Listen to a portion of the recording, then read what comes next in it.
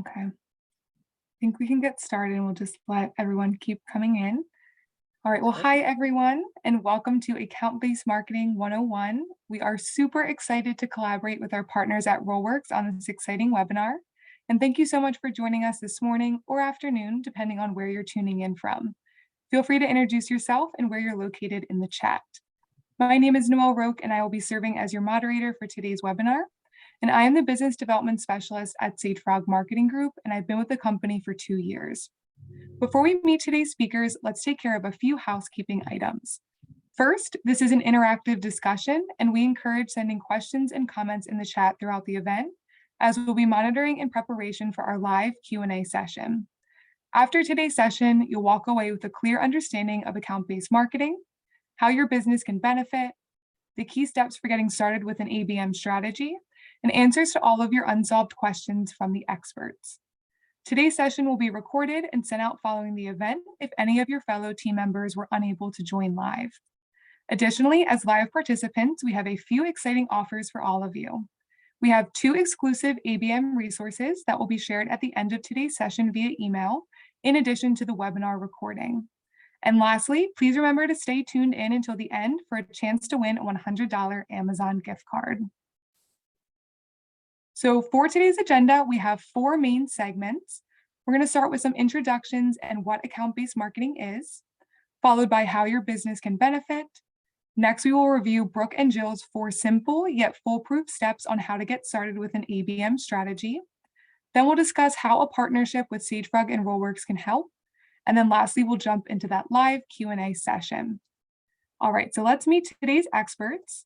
Today, I am joined by my colleague, Brooke Logan, and our RollWorks partner, Jill Brock. Jill, I'll hand it over to you to introduce yourself. Yeah, thank you. Hi, everybody. I'm Jill Brock. Really excited to be here today. I am Director of Revenue Marketing at RollWorks. And RollWorks is an account-based marketing platform for B2B marketing and sales.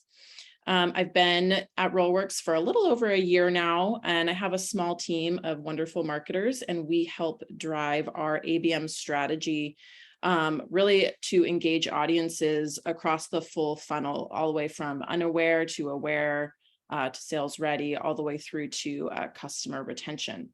And we have fun doing it. Awesome. And I'm Brooke Logan. Hi, everyone. I'm the Digital Marketing Manager at Satrog Marketing Group. So for those who don't know, Satrog is a full-service integrated marketing agency founded in 2002 and headquartered in Doylestown, Pennsylvania. I've worked in the digital marketing industry for almost 6 years now and have had the pleasure of growing with Satrog for over 3. I now manage a team of digital marketing experts specializing in all things ABM, SEM, and SEO. With our team's extensive knowledge in account-based marketing, Satrog has utilized and now partnered with RollWorks, having used this platform for multiple clients in the healthcare and technology industries. Thank you both so much. So without further ado, let's get into all things account-based marketing. Brooke, do you want to get us started with your definition of account-based marketing? All right, let's get into it. So if we're talking a textbook definition of account-based marketing, also known as ABM, it's a strategic marketing strategy that involves identifying, obtaining, and marketing to targeted high-value accounts. So when you use ABM, you can communicate with executives and company leaders who have the authority when it comes to large purchasing or contractual decisions. And this is huge because it can result in a faster turnaround of more qualified sales leads, and who doesn't love that? So Jill, what do you think of when defining what account-based marketing is? Yeah, thanks. So yeah, I think that's a really good kind of textbook way to understand ABM. I think like what I think about when I describe ABM is like, if I take a step back, I think it carries a somewhat kind of outdated reputation, right? Where it's this kind of big, huge change that people in an organization have to kind of, get around, and you got to get all your executives lined up, and it feels a little bit overwhelming. But, I really believe, and at RollWorks, we really believe that there's really not a one size fits all approach to getting started with ABM. you can get started tomorrow, right, with what you have in place in your marketing organization.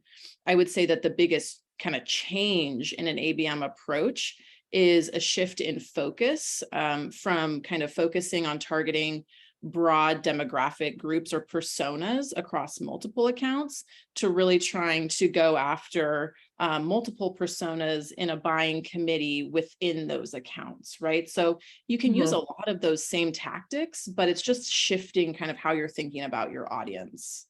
With the goal in mind here, right? We're going to talk a lot about alignment in this presentation, but really the goal is to build a unified marketing and sales funnel for each of your target accounts, right? So that alignment piece with across marketing and sales is really important as well.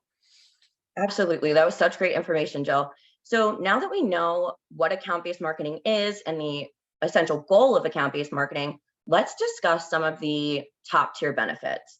So I'm going to dive right into the first benefit, which is ABM is a very valuable marketing channel that complements other marketing tactics that you might be using, like email marketing and search engine marketing.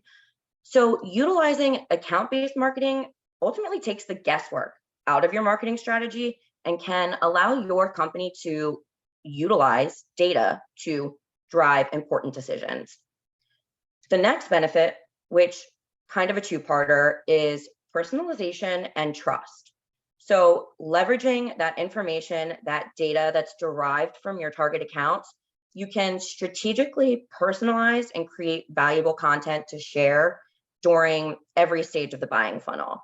And I mean, who doesn't enjoy getting the information they didn't know they needed handed right to them without even asking for it? This is going to keep your company top of mind, enhance your relevancy, and help build more trusting, meaningful relationships with potential prospects.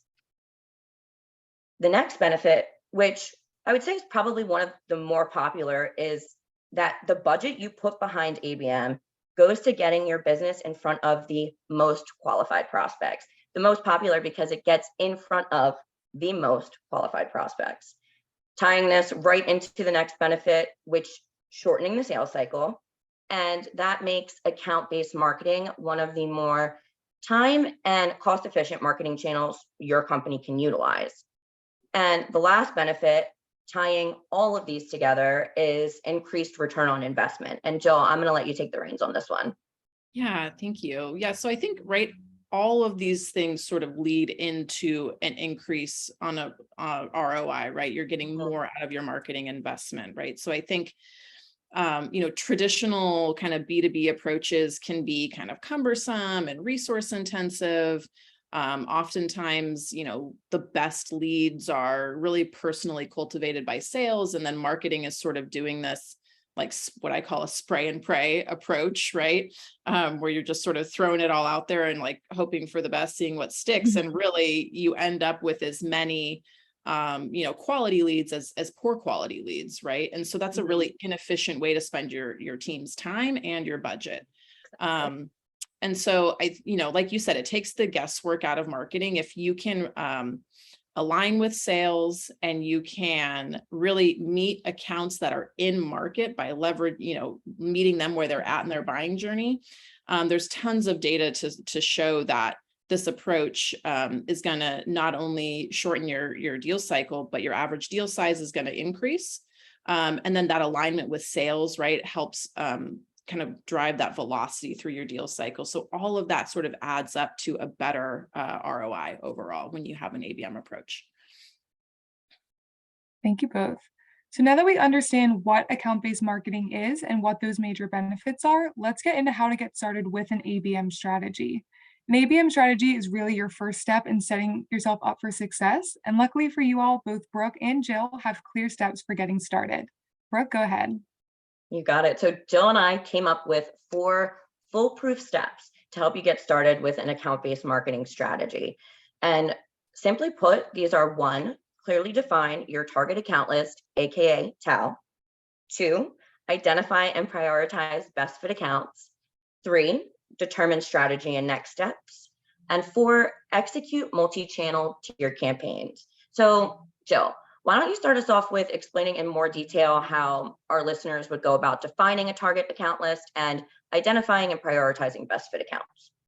Yeah, sure. So, okay, so step one, you need your target account list, or I often refer to it as your TAL for short, right? So your TAL, this is like the backbone of your ABM success. Mhm. So you have to have a list of accounts that you're going to go after, right? And if you have a platform, that can kind of help you, look at behavioral data and intent data to understand kind of your best fit accounts to go after, Mhm. that's awesome. Do that. But if you don't, like a lot of small teams, maybe you're a 1 or 2 person team and you don't have the tech to kind of get you sort of a data backed TAL, that's Mhm. okay, right? There's other ways to come up with an account list that makes sense, right? So go to your sales team, right? Oftentimes they already have a list that they're going after and you can align with them.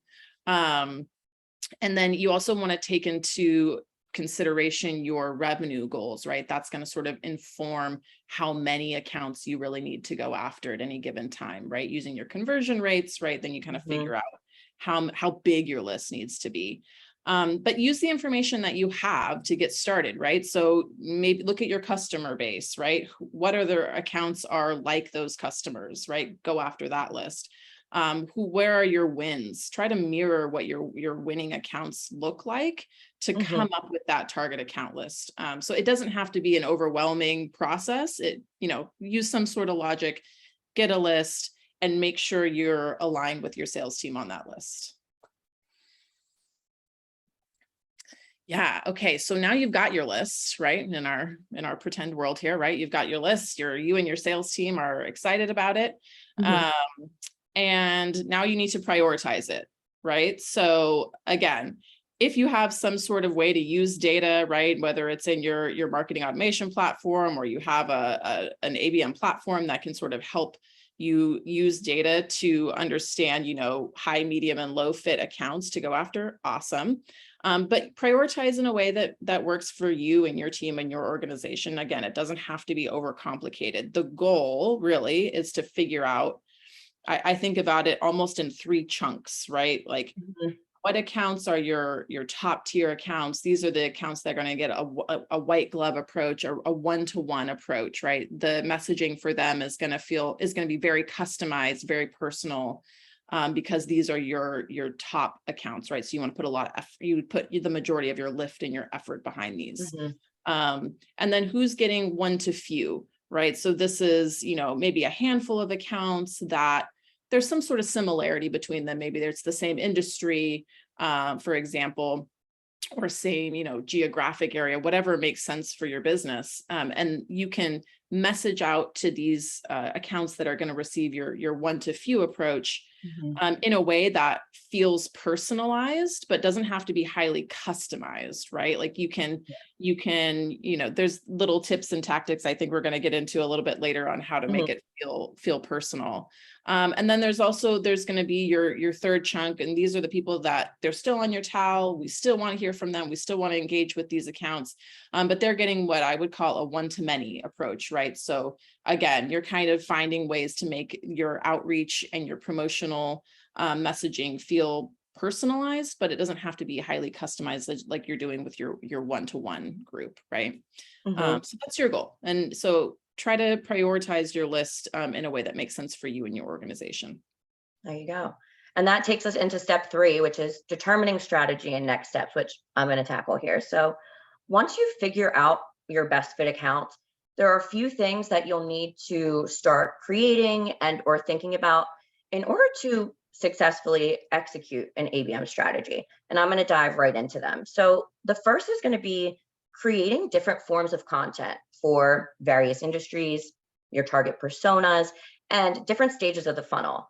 So some specific examples of the types of content that you could create and utilize are white papers or ebooks, infographics.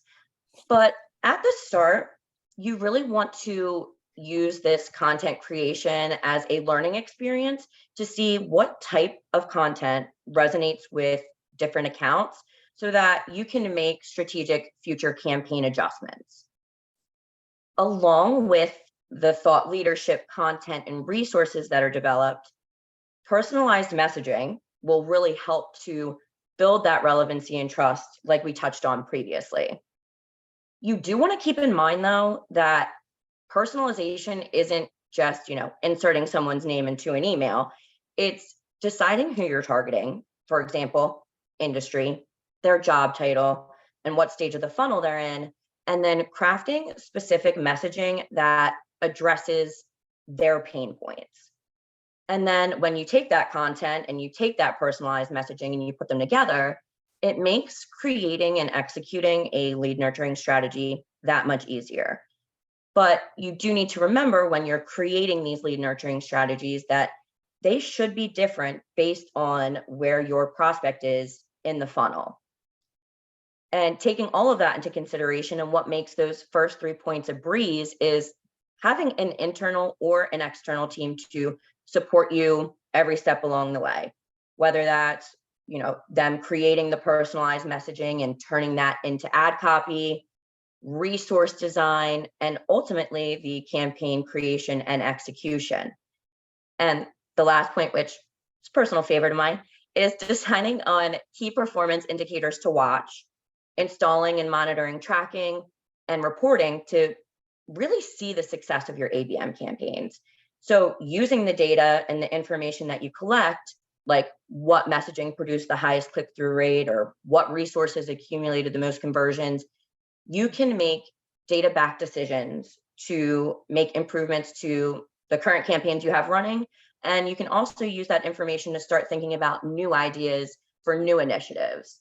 And then all of that takes us into the fourth and final foolproof step, which is executing multi-channel tiered campaigns. Yeah, yes. Now it's like, now we're ready to do the thing, right? Exactly. We've got the lists, we've got our prioritized list, we've got content, we're ready. So really that, like I was alluding to earlier, right? You can use a lot of, it's the same tactics, right? It's just a shift in who you're going after. You're going after these accounts, buying committees rather than individual personas across a smorgasbord, right?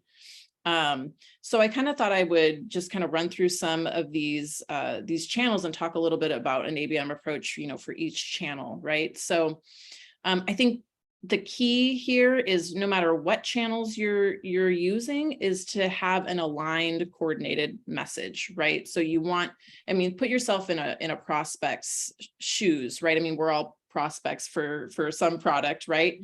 If you walk in and you feel a cohesive brand experience, you have a better overall feeling about, purchasing that product, right? So coordination is key, right? No matter what channels you choose to engage with. Display, this is really tried and true for ABM, right? Display is really, it's the channel that allows you to reach unknown contacts in your account. And it really is the one channel really where you can use it for top of the funnel, middle of the funnel, bottom of the funnel. You can run display campaigns to your current customers for retention efforts. It really runs the gamut and it's really flexible and really a way to kind of meet your audience where they're at, like quite literally. LinkedIn is another really great one. You can utilize their lead gen capabilities organically or through sales outreach, but I love LinkedIn because it's oftentimes a tool that your sales teams are already using. They're already doing their own prospecting or messaging with LinkedIn in most organizations. And so it's a really kind of easy kind of baby step into alignment.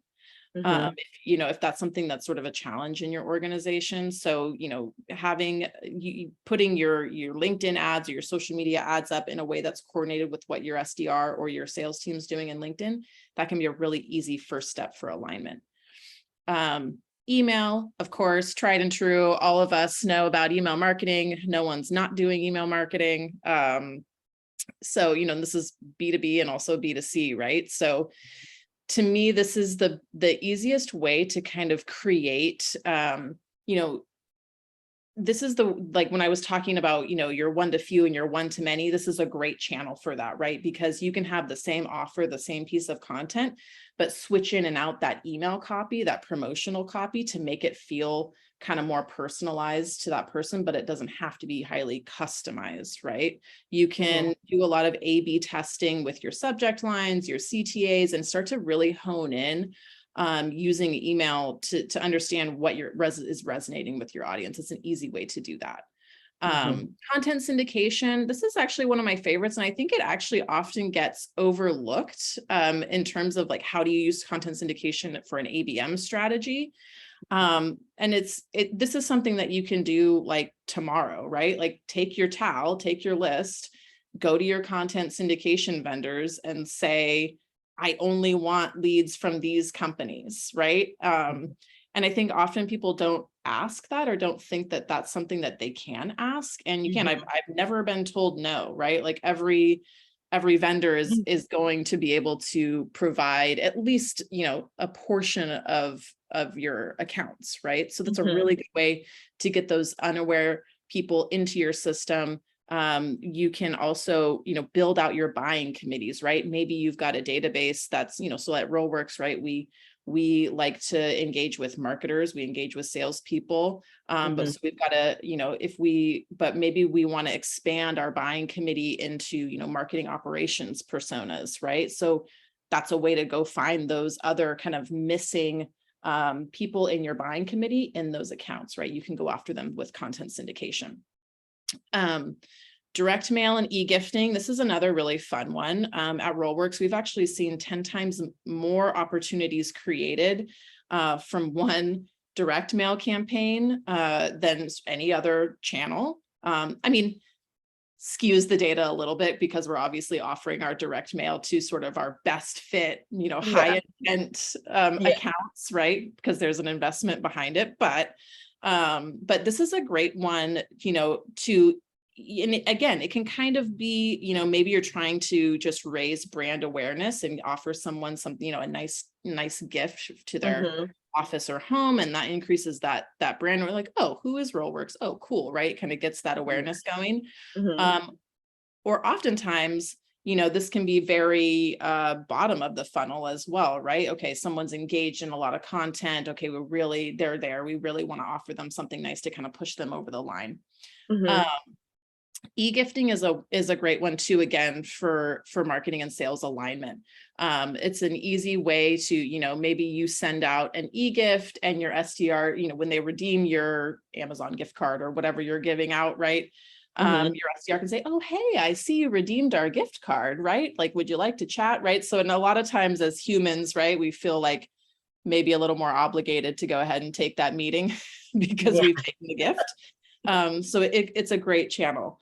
And then sales outreach, right? I've sort of alluded to how you can align with your sales team throughout each of these channels. But again, like the more aligned you can be, the better, right? If you're getting a marketing message from a company that says, something, and then the SDR from the same company is saying something else, that can feel like a little bit of a mismatch and not a great prospect experience. So again, alignment as much as you can, do your best, right? To be aligned. Yeah. Great. All right. So thank you both for sharing those key tips and tricks on how to get started. Before we jump into our next topic, let's get into a little friendly competition between Sagefrog and RollWorks. So, Brooke and Jill, for this game, I will ask you both a series of account-based marketing's most frequently asked questions. Whoever raises their hand first will get to answer the question, and whoever answers more questions at the end of the game will be crowned today's winner. So are you ladies ready to put your knowledge to the test? Let's get started. So question 1, what types of companies utilize an ABM strategy? Brooke, I saw your hand first. Go ahead. Starting off strong. So truthfully, any company, whether you're B2B or B2C, can incorporate ABM into your marketing strategy, whether that strategy is existing or not. But it's highly recommended for more niche businesses that really struggle with other marketing tactics like your search engine optimization or your search engine marketing, because their services, products, or offerings are very, very specific. Great answer, Brooke. 1 point to Sagefrog.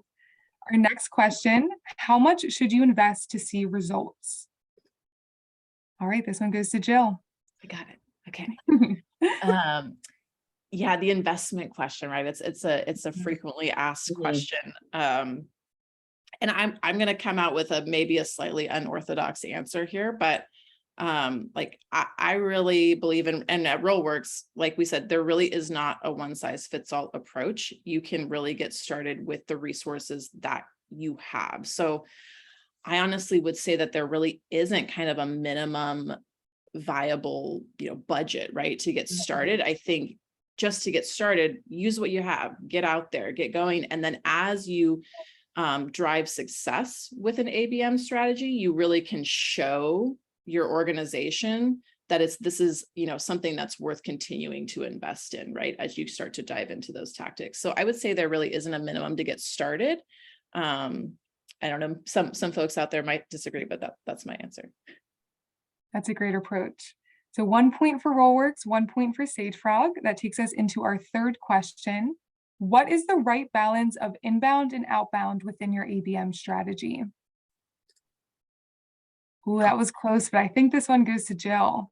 I'm sweating over here. High pressure clicking. Okay. Yeah, so the balance of inbound versus outbound, right? Again, I mean, I think the key here is that they just, whatever you're doing, they shouldn't be decoupled strategies, right?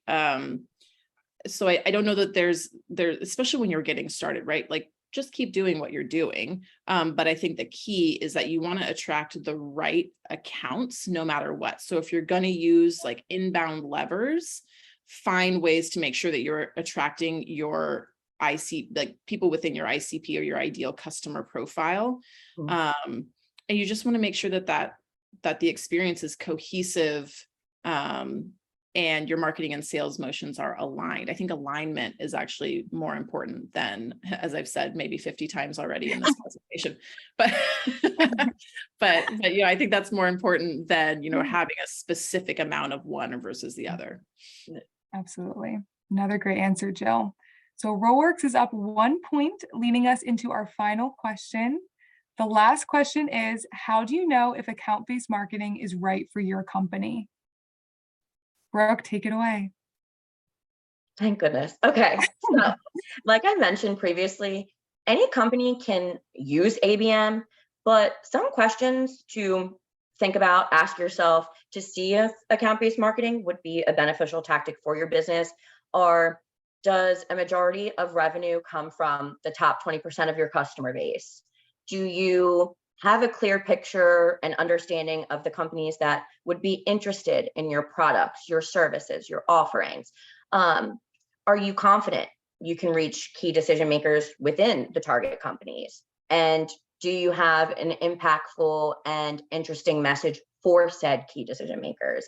And last, are your sales and marketing teams aligned? And, I hope somebody's keeping count of how many times we are saying sales and marketing teams aligned. Thank you, Brooke. Well, congratulations. It's a tie. Thank you both for participating in this friendly competition. And now we know why they call you the experts.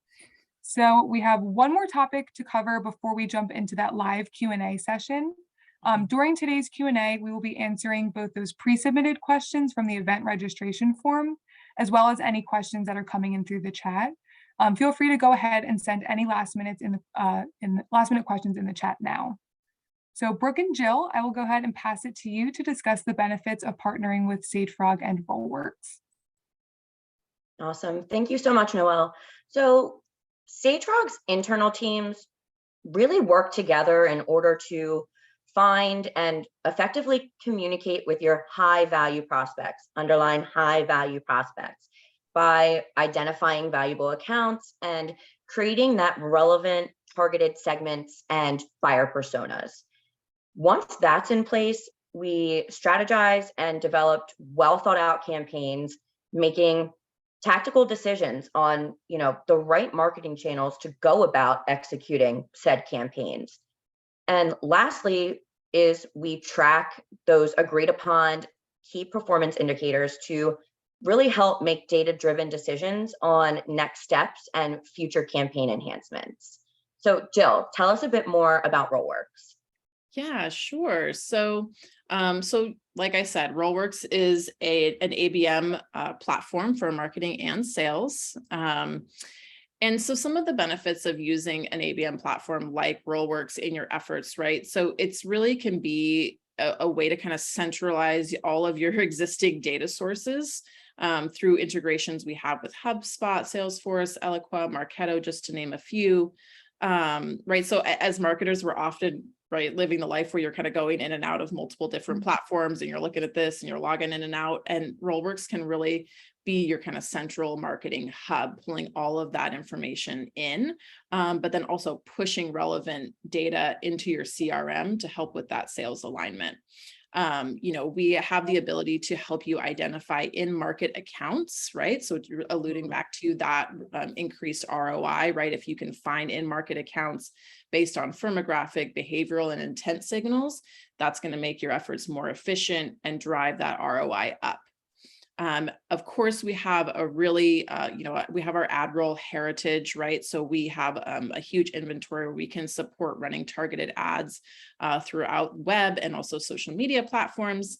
And then we also have powerful sales insights, right? So we're really helping to drive that, again, alignment. That's our key word of this. It really is. Alignment. But we help kind of pull what's relevant to a salesperson into the CRM in their view, so that you all can really make sure that you're in line when you're going after your target accounts. Mm-hmm. I just want to mention, if anyone is interested in learning more about how a partnership with Sagefrog or RollWorks can benefit you, please feel free to reach out to any of today's speakers following the event. We will put our email addresses in the chat. Brooke and Jill, thank you both so much for sharing your extensive expertise with today's attendees. I know that I learned a lot, and I hope everyone else did as well. Attendees, it is now time for you to compete for the $100 Amazon gift card. So how this will work, I'm going to ask a question that was covered during today's session, and whoever answers correctly first in the chat will be today's winner. The winner can expect to receive the gift card in an email following the event. All right, is everyone ready? The question is, what is the first step in getting started with ABM? I'm going to give everyone a few moments to send in their answers.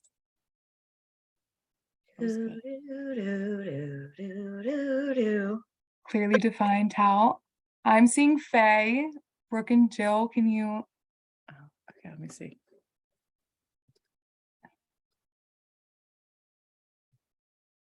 You Clearly were defined good. how. Yeah. All right. Yeah. Congrats, Faye. Woohoo! So we will be in touch following the event. So thank you everyone for participating as well. And it's now time for today's Q&A session. So Brooke and Jill, feel free to jump in on whichever questions that you would like to answer. And attendees, if we don't answer any questions today, please again, feel free to reach out to our experts following the event.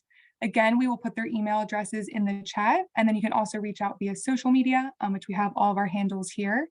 They'd be more than happy to personally answer any of your lingering questions.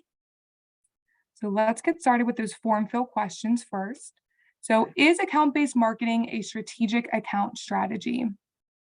Okay, I'll hop in this one. So simply put, yes, ABM is a strategic strategy because you're going into account-based marketing with a plan and a list already in motion, which is focusing on those underlined high-value targeted accounts that your sales and marketing teams have already identified as being a good fit for your business.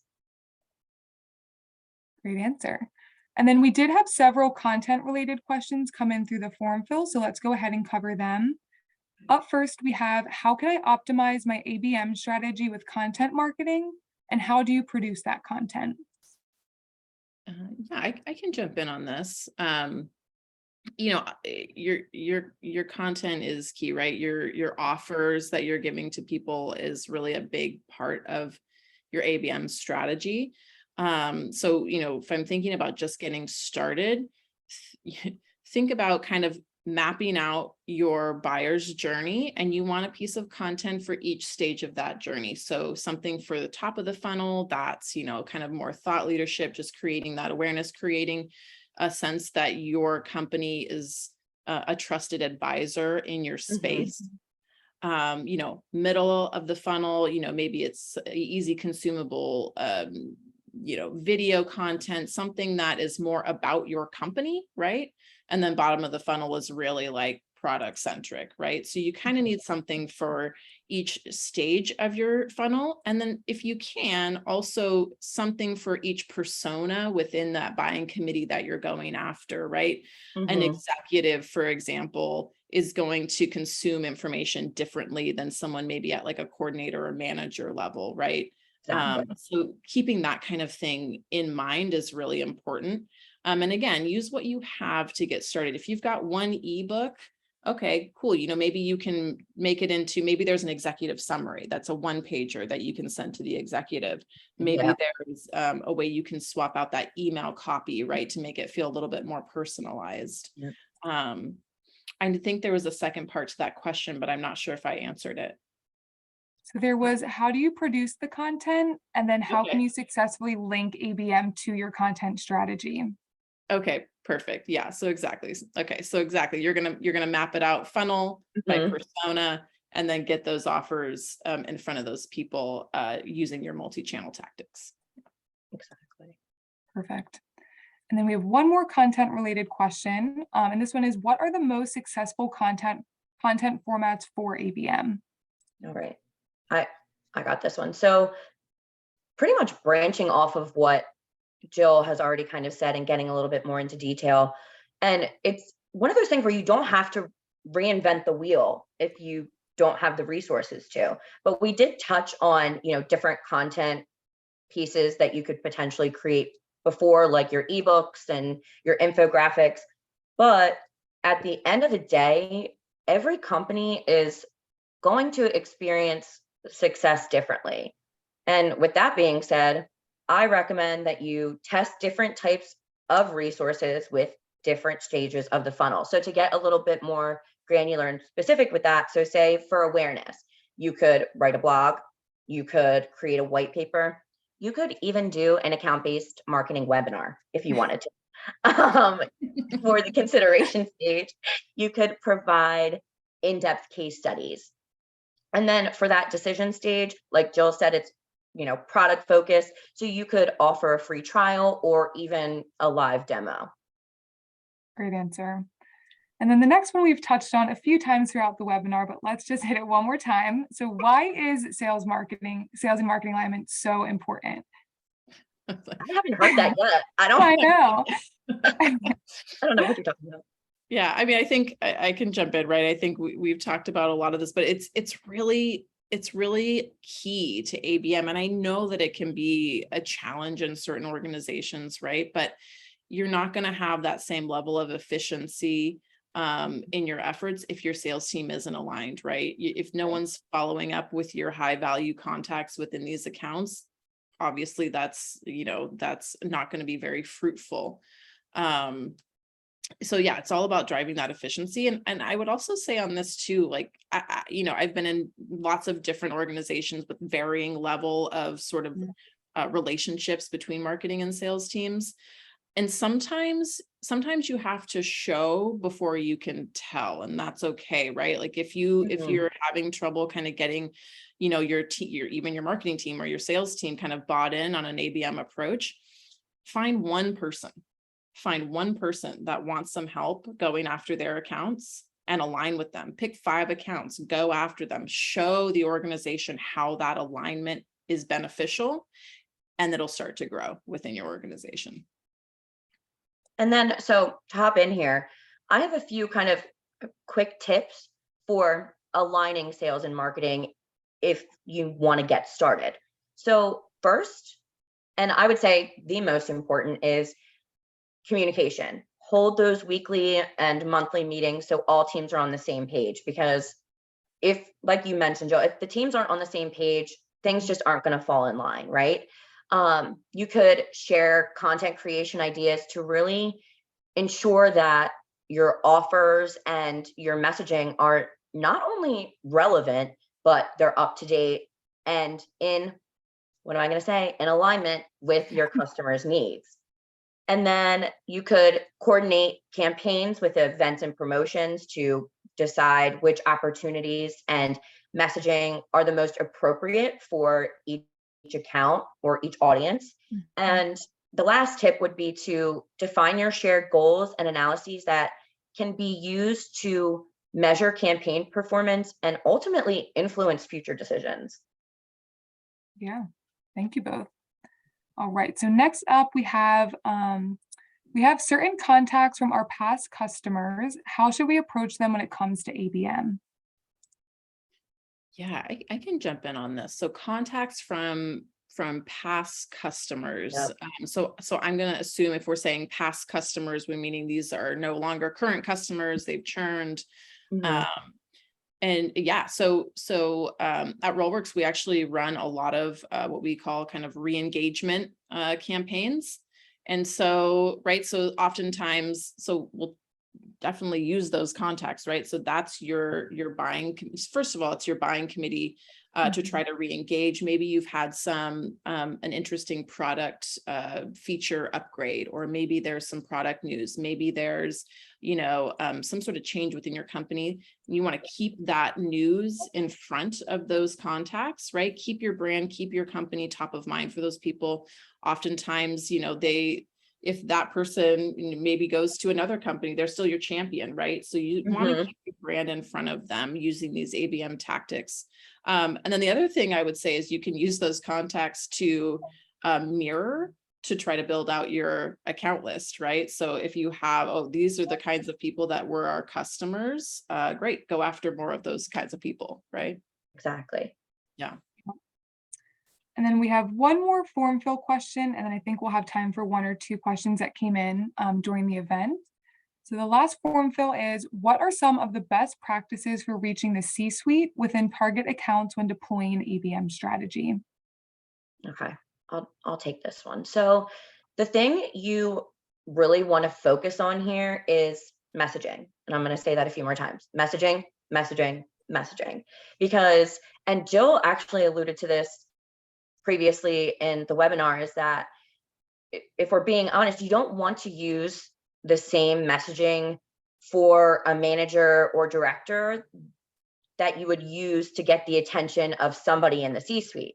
So this ties really into that personalization aspect, ensuring that your resources that you create, the ads, the landing pages, all of that messaging resonates with the pain point of who you're actually trying to get in front of. Yep. All right, perfect. So we have a few questions that came in during the event. The first one, this is a great question from Alyssa. Is there an ideal ABM list size or number of accounts to be targeting at any given time? I can jump in. I have some thoughts here.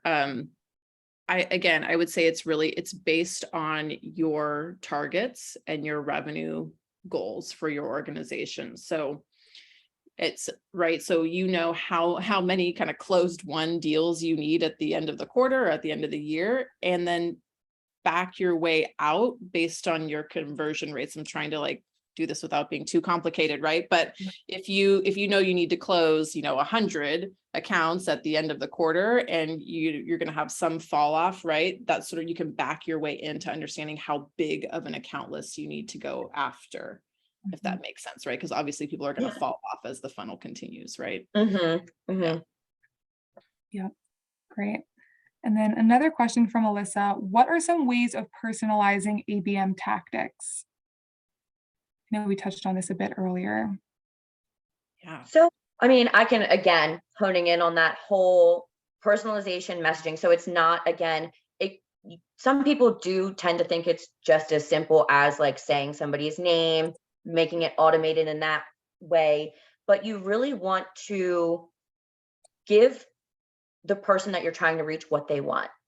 They want to feel like you're specifically just reaching out to them. So you want to create specific resources, again, that's going to resonate with them. It's something that they can go back to and look at, keeping your business, your company top of mind, and making you look like a thought leader, very trustworthy in that aspect. Jill, I don't know if you have any like additional thoughts on personalization? Yeah, I mean, I think your approach can be, I think this is part of what feels overwhelming to people when you're trying to Mhm. like get started, because they're like, oh my gosh, how can I personalize all of, for every single account, right? It feels, but I think that's why you prioritize your list, right? So there's going to be a certain handful of accounts that are getting that one-to-one treatment that isn't, yeah, like to your point, it's not just like a token saying like, hi, Jill, in your email, right? It's that, but it's also, really meeting them where they're at, really focused on their pain points, their experience, their company name is there, their company name is in your ads on your landing page, right? Mhm. You can Yep. do all of that. Your email copy, right, is a way to really personalize. But when you get into that one to few or one to many approach, there's some kind of easy ways to get started, right? I mean, maybe like if you have one ebook as a resource in your organization, change the title to ebook for Yep. X industry, ebook for Y industry, right? the, Yeah. the Yeah. content doesn't have to change, but it feels a little bit more personalized, a little bit more relevant for those groups. So that's a tactic, right? And again, sometimes you can use your promotional messaging in those channels to be personalized rather than feeling like you have to personalize like the content itself. That can be an approach as well. No, I think to piggyback off of that, I think that's a great approach, especially if you're just getting started. Like if you have that one concrete resource or, what have you, like you really don't need to reinvent the wheel, and your account-based marketing strategy, you don't have to start from scratch. Like you can have an existing marketing strategy and reduce, reuse, recycle. Yeah. Yeah. All right, so I think we have time for one more question. Let's see. How can you measure ABM success via your TAL? Yeah, I can hop in on this. That's a good question. You guys are Yeah. paying attention. Okay. How do We you, love how that. do you measure your ABM success via your TAL, right? So you have your target account list and you want to measure from who is aware, and you want to move people from unaware to aware to however you sort of set up your buyer's journey, right? I'm kind of talking about how RollWorks does it, right? But unaware to aware to engaged, they've made, to sales ready to in an opportunity, right? Mhm.